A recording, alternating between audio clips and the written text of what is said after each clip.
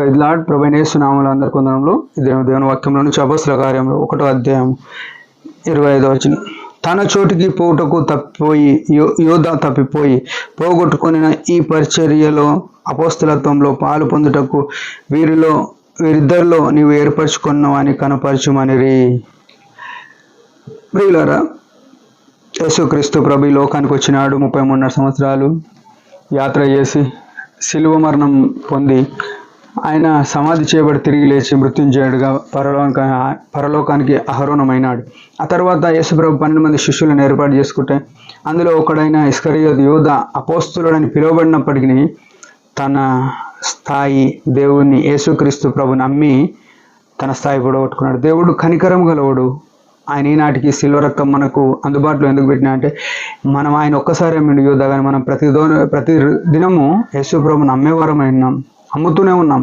అయితే ఆయన మనకిచ్చిన ఈ గొప్ప ఆధిక్యతను బట్టి మనం ఆయనను ఘనపరిచి ఆయన అడుగుజాడాలని. ఈ ఇస్కరియోతు యూదా ఏం చేసినాడంటే యూదా తన చోటికి పోవుటకు తప్పిపోయినాడు అని రాయబడ్డది. ప్రియులారా, యేసుక్రీస్తు ప్రభు ఎంత కనికరం గల దేవుడు.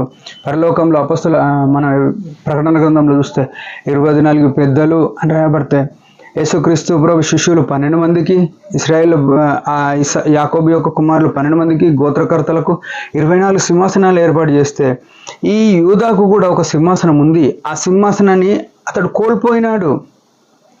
ప్రియ సహోదరుడు, సహోదరి, ఈ ఉదయకాలం నీవు పాపాలు ఒప్పుకున్నప్పుడు యేసుక్రీస్తు నీ గురించి ఆయన క్రయం చెల్లించినాడని నువ్వు విశ్వసించినాడు. నీ కొరకు కూడా ఒక ఇల్లు, ఒక స్థలము సిద్ధపరిచున్నాడు. ఆడికి పోవడానికి నువ్వు తప్పిపోయే ప్రమాదం ఉంది లోకంలో. దేవుని వాక్యం లేకుండా, దేవుని సన్నిధి లేకుండా, దేవుని యొక్క ముఖకాంతి మన మీద లేనప్పుడు మనం పడిపోయే ప్రమాదంలో ఉన్నాం. అయితే దేవుని వాక్యం చేత మనల్ని మనం కడుక్కొని పరిశుద్ధపరచుకొని అనునిత్యము ఆయన మార్గంలో నడిచేవారమై ఉండాలి, ఆయన చిత్తంలో నడిచేవారమై ఉండాలి.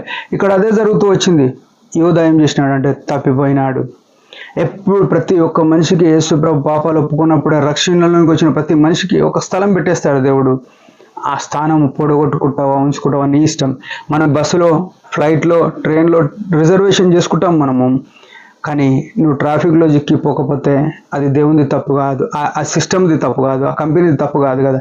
అదే రకంగా యేసు ప్రభు కూడా నీవు ఎప్పుడైతే పాపాలు ఒప్పుకుంటావో నీ కొరకు ఒక స్థలము రిజర్వేషన్ చేసి పెడతాడు. ఆ ఇల్లు నీ కొరకే, ఆ కిరీటం నీ కొరకే, ఆ స్థలం నీ కొరకే. అయితే మనం అనేక సార్లు ఈ లోక సంబంధమైన వ్యాపకములలో చిక్కుకొని, లోక సంబంధమైన మోసాలలో చిక్కుకొని, ఈ లోక సంబంధమైన ఈ దానికన్నే ప్రాముఖ్యం అనుకొని జీవించి ఆ ఉన్నతమైన స్థలము, ఆ స్థలం పోడగొట్టుకునే వారమైన యూదా తప్పిపోయినాడు. తన చోటికి పోవుటకు తప్పిపోయినాడు. ప్రియమైన వాళ్ళ, మనం చాలాసార్లు ఆదాం మీద, అవ్వ మీద, యూదా మీద మనము మసులుతుంటాం, బాధపడుతుంటాం. ఈ ఆదాం పండు తినకుండేది ఉండే, అవ్వ పండు తినకుండేది అని అంటాం, యూదా అమ్మకుండేదంటే అంటాం. మనం ఎన్నిసార్లు తప్పిపోతున్నామో, ఆదాము అవ్వల కంటే ఎక్కువ, యూదా కంటే ఎక్కువ ప్రతిరోజు తప్పిపోయేవారమే.